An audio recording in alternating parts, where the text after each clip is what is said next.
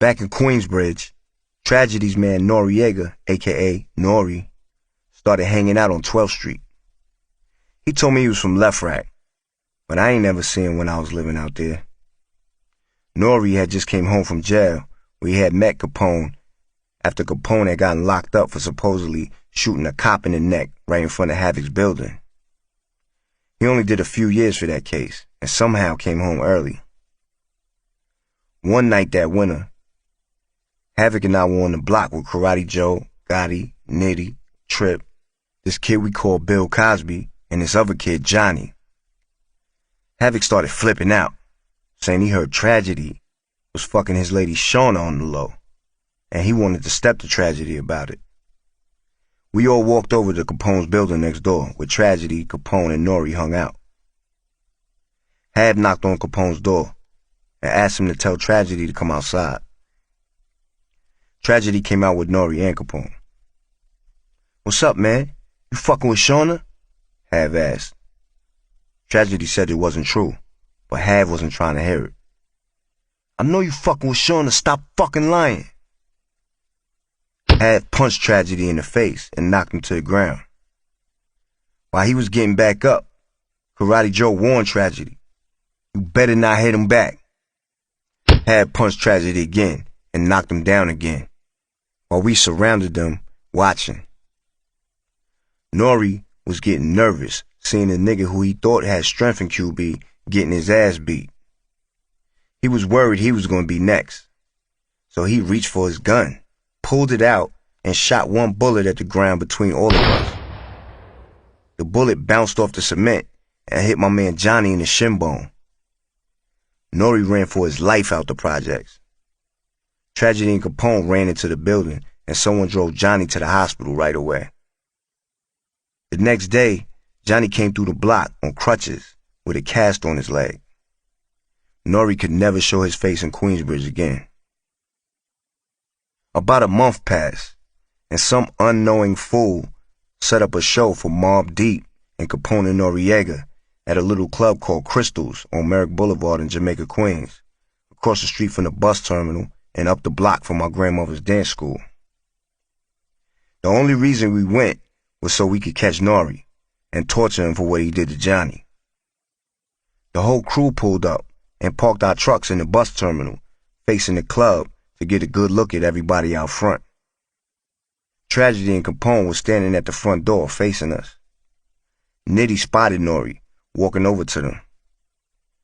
"Anyone got a razor?" Nitty asked Twin and me, but we didn't. Nitty, Twin, and Money No approached Nore. "Come over here so we could talk," Nitty told him, putting his arm around Nore's neck and walking him into the street. After a few steps, Nitty started punching Nore in the face while he had him in the headlock. Nore dropped to the ground and the crew jumped him. Gotti, Havoc, and I stood by the trucks and watched them beat the clothes off of that boy. Man, I never saw somebody get jumped so bad. They were like dogs fighting over a piece of meat. Karate Joe grabbed Nore by what was left of his shirt and dragged him into the corner so he could have him all to himself. He focused strictly on his rib cage, destroying Nore's ribs with punch after punch. Nitty snatched Nore's Jesus piece off the ground and we hopped back in our trucks. While Nore was getting jumped, his boys Tragedy and Capone didn't move. They just stood in front of the club watching the whole thing. Some of Nore's peoples carried him to the parking lot around the corner. I already knew what was going to happen next. "You know they about to come from that parking lot with guns," I told Twin Gambino. We sat and waited. I popped the hood and told Twin Gambino to get my gun out. I just bought an automatic 22 with a 12-shot clip, but like an asshole, I never tested it out. After a few minutes, just as I predicted, a few of Nore's people came dragging him from the parking lot with a Tech 9. I was sitting in the driver's seat. Gambino was outside, standing at my door. We had to drop on them, meaning we could move on them before they saw it coming. "Start shooting," I told Twin calmly. but the gun didn't fire. The piece of shit was broken. Nore's people started unloading their gun on us. As their bullets started to explode, Gambino got frustrated with my broken gun and threw it at them. "Shoot him!" Nore pointed at Nitty, who was in between my truck and Havoc's truck. "Right there!"